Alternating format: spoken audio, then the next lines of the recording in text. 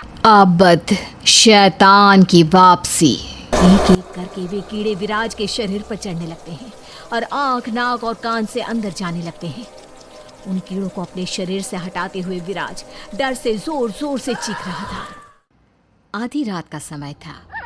शहर की भागम भाग से दूर एक कब्रिस्तान में दो दोस्त ऋषि और विराज फावड़े से एक कब्र को खोद रहे थे। जल्दी जल्दी खोद यार, यहाँ ज्यादा देर तक रुकना ठीक नहीं है। सही कह रहा है, मेरा तो वैसे भी डर के मारे खून जमा जा रहा है। बस काम खत्म हो और हम यहाँ से निकल जाए। जैसे ही वे दोनों ताबूत को कब्र से बाहर निकालते हैं, पूरे कब्रिस्तान का माहौल बदलने लगता है। अचानक ही बादल गरजने लगते हैं और जोरदार बरसात होने लगती है। यार, अभी कुछ देर पहले तक तो सब ठीक ठाक था। अचानक यहाँ बरसात कैसे होने लगी? मुझे यहाँ पे कुछ ठीक नहीं लग रहा यार। कुछ बहुत अजीब हो रहा है यार। एकाएक विराज और ऋषि के बीच की जमीन में दरार पड़ने लगती है और वहां से काले रंग के कीड़े रेंगते हुए बाहर आने लगते हैं। एक एक करके वे कीड़े विराज के शरीर पर चढ़ने लगते हैं और आंख, नाक और कान से अंदर जाने लगते हैं। उन कीड़ों को अपने शरीर से हटाते हुए विराज डर से जोर जोर से चीख रहा था, लेकिन जमीन से निकलते सैकड़ों कीड़े उसके शरीर में घुसते ही जा रहे थे। विराज की ऐसी हालत देखकर ऋषि धीरे धीरे अपने कदम पीछे हटाने लगता है। ऋषि को महसूस होता है कि विराज का चेहरा कुछ बदल सा गया है।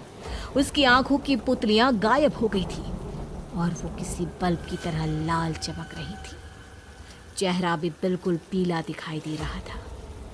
ऋषि को समझते देर न लगी कि ये उसका दोस्त विराज नहीं है।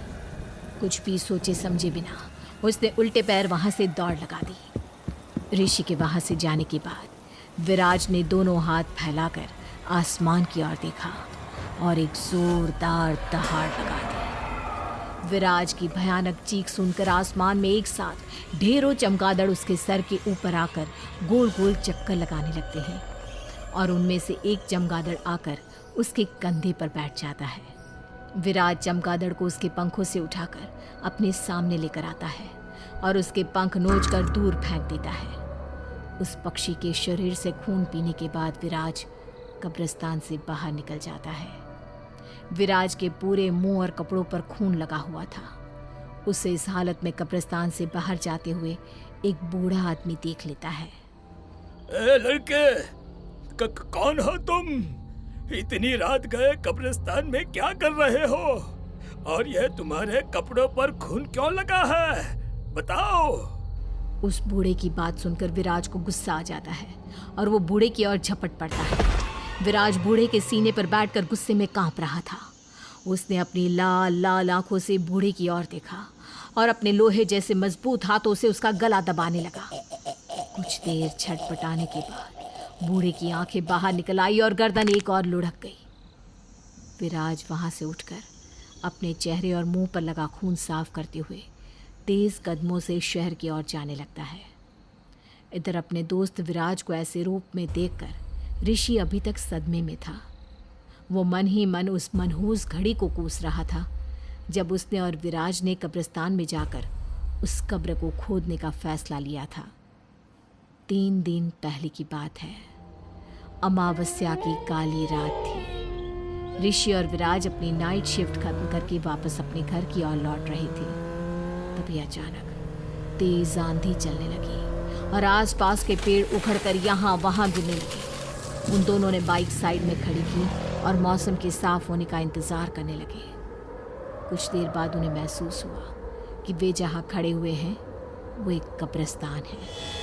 तभी उनकी नज़र एक रहस्यमय से दिखने वाले आदमी की ओर गई। उस आदमी ने अपने पूरे माथे पर सिंदूर मल रखा था। उसके शरीर पर एक लंगोट के अतिरिक्त कोई वस्त्र नहीं था। उस आदमी को देखकर विराज और ऋषि को अजीब सा डर महसूस होने लगा।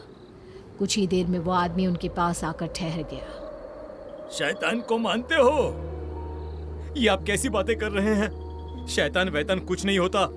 हम सिर्फ भगवान को मानते हैं, भगवान को। ऋषि की बात सुनकर वो तांत्रिक जोर जोर से हंसने लगता है। तुम मानो या ना मानो, लेकिन शैतान ने तुम्हें चुना है। आज से 3 दिन बाद तुम्हें आधी रात गए किसी कब्रिस्तान में आकर एक कब्र को खोद कर बाहर निकालना है और बिना वहां ठहरे वहां से चले जाना है। अगर तुम एक पल के लिए भी वहां ठहरे तो तुम्हारे साथ कुछ भी हो सकता है, कुछ भी। हमारा क्या दिमाग खराब है कि हम तुम्हारे कहने से यहाँ आकर आधी रात को कब्र खोदेंगे हैं? तुम शैतान की शक्तियों को हल्के में ले रहे हो। यदि शैतान ने तुम्हें चुना है, इसका मतलब तुम्हें उसका काम करना ही होगा, वरना तुम्हारे साथ जो कुछ भी होगा उसके लिए तुम स्वयं जिम्मेदार होंगे। अभी पुलिस को फोन करूंगा ना तो तुम शैतान वैतान सब भूल जाओगे। ऋषि की बात सुनकर वो तांत्रिक जोर जोर से हंसने लगता है। मेरा काम था तुम्हें समझाना। अब तुम्हारे जीवन में जो भी होगा उस अनिष्ट के तुम स्वयं जिम्मेदार होगे। कुछ देर बाद आंधी रुक जाती है।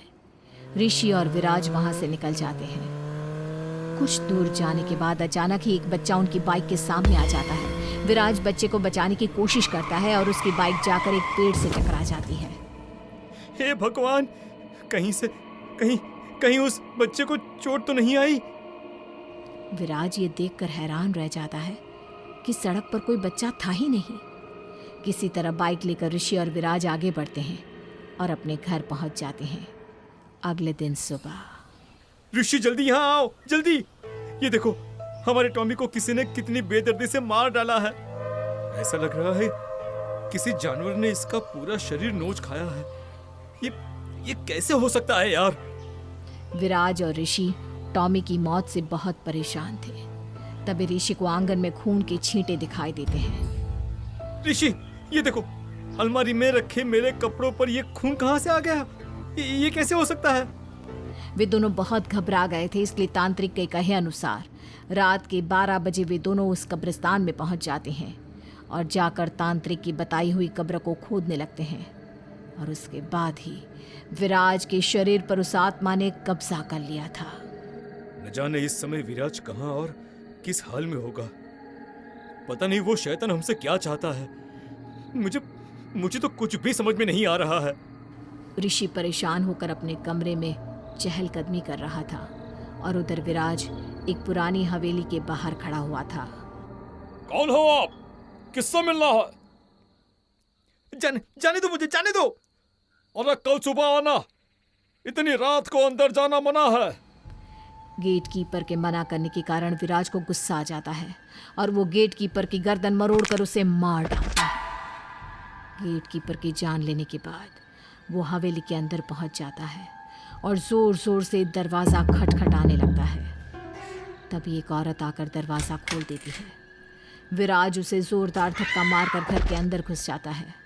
उस महिला की चीख सुनकर घर में और लोगों की भी नींद टूट जाती है।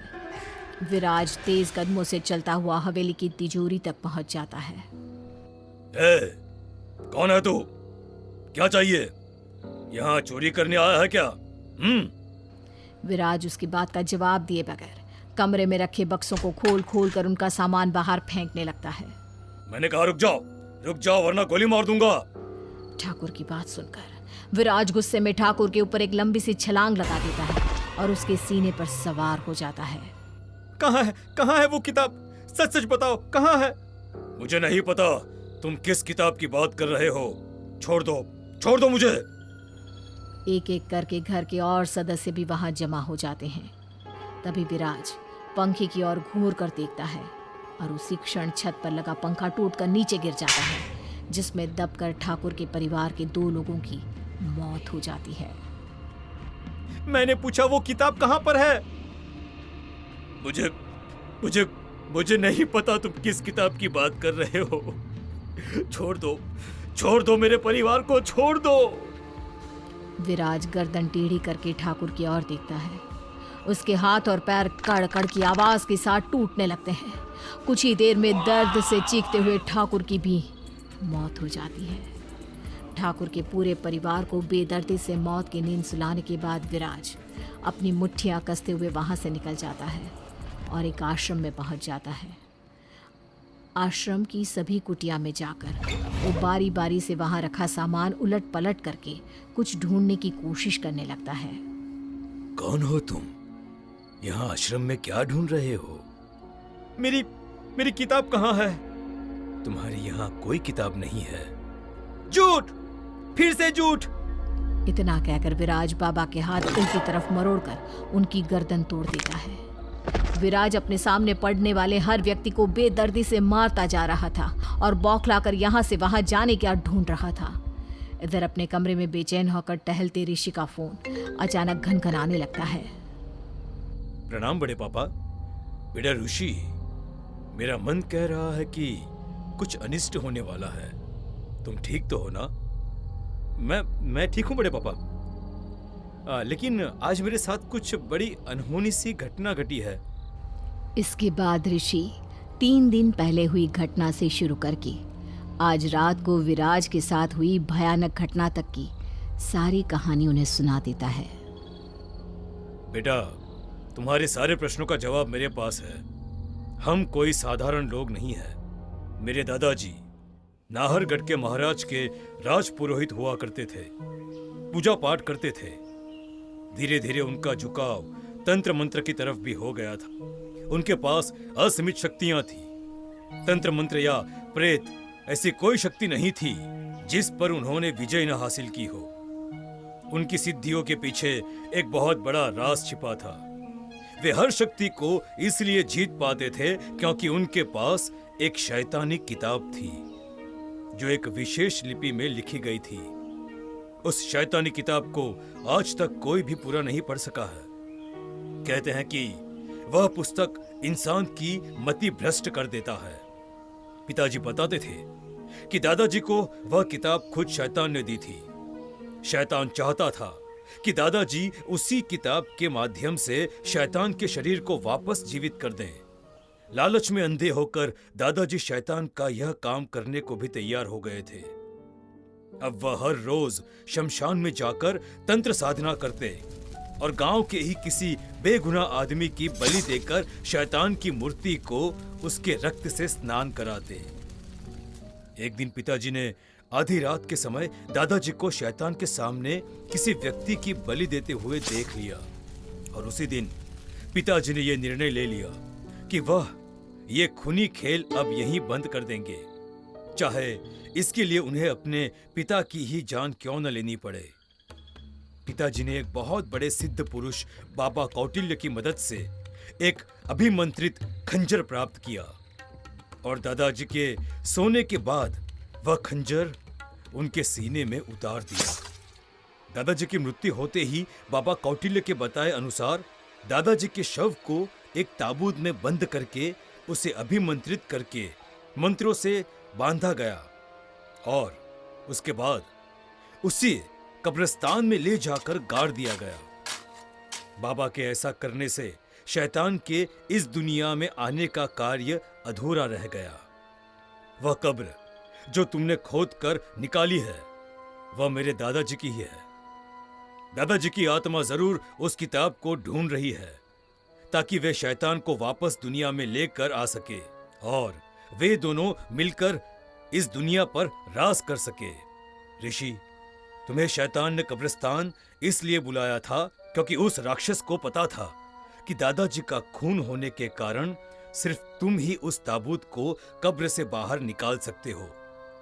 शैतान तुम्हारे शरीर पर कब्जा करना चाहता था किंतु गलती से विराज उसके चंगुल में फंस गया। लेकिन बड़े पापा, अब वह किताब कहाँ है? और अगर दादाजी की आत्मा के हाथ वह किताब लग गई तो क्या होगा? पिताजी को इस बात का डर था कि शैतान की शक्तियां इतनी आसानी से इस किताब का पीछा नहीं छोड़ेंगी। इसीलिए दादाजी की मृत्यु के तुरंत बाद वे हमारा पुश्तैनी मकान किसी ठाकुर को सौंप कर वहां से शहर चले गए थे। इतने वर्षों में पिताजी और हम सब इस बात को भूल चुके थे और यही समझ रहे थे कि शायद खतरा टल गया है। लेकिन ऐसा लगता है कि शैतान उस किताब को आज भी नहीं भूला है और अब हम सबको मार कर वह अपना बदला लेना चाहता है। न जाने वो किताब कैसी शैतानी शक्तियों के साथ लिखी गई थी कि उसका किसी भी तरह से अंत करना संभव नहीं हो पा रहा था। उसको जलाया नहीं जा सकता था और जमीन में गाड़ कर वे कोई खतरा नहीं उठाना चाहते थे। वे जानते थे कि अगर कल को वह किताब किसी और के हाथ लग गई तो फिर से वही सब दोहराया जाने लगेगा। इसीलिए उस किताब को लेकर पिताजी शहर आए और उसे सदा अपने साथ ही तिजोरी में संभाल कर रखा। बड़े पापा, मुझे बहुत डर लग रहा है। मैं भी आप सबके पास जल्दी ही घर पहुंचता हूं। ऋषि अपने घर पहुंच जाता है। कुछ ही देर में विराज भी अपनी किताब को तलाशता वहां पहुंचता है और उनके घर में घुसकर सारा सामान उलट पलट करने लगता है। विराज, तुम ये गलत कर रहे हो। छोड़ दो हम सबको। इसी में सबकी भलाई है, छोड़ दो। ऋषि की बात सुनकर विराज गर्दन टेढ़ी करके दीवार की ओर घूमने लगता है। अचानक ही कमरे में तेज आंधी चलने लगती है और कमरे का सारा सामान उड़कर ऋषि के परिवार के ऊपर जाकर गिरने लगता है। कमरे का फर्नीचर हो या दीवार पर लगा सजावटी सामान, सब हवा में ऐसे उड़ रहे थे जैसे सूखे हुए पत्ते आंधी में उड़ते हैं। तभी विराज जाकर तिजोरी खोलकर वो शैतानी किताब बाहर निकाल लेता है। आखिर मिल ही गई मेरी किताब, मिल गई। अब मुझे इस दुनिया में आने से कोई नहीं रोक सकता, कोई भी नहीं। विराज तेजी से किताब के पन्ने पलटने लगता है। ऋषि बेटा, हम इसे ऐसे नहीं रोक पाएंगे। अगर इसने शैतान को वापस लाने के मंत्र को पढ़ना शुरू कर दिया तो अनर्थ हो जाएगा। लगता है कौटिल्य बाबा के दिए उस अंतिम अस्त्र के उपयोग करने का समय आ गया है। बड़े पापा रुद्राक्ष की एक माला जाकर विराज के गले में पहना देते हैं। जोर जोर से चीखते हुए विराज पापा का गला दबोचे हुए उछलकर दीवार से टकरा जाता है।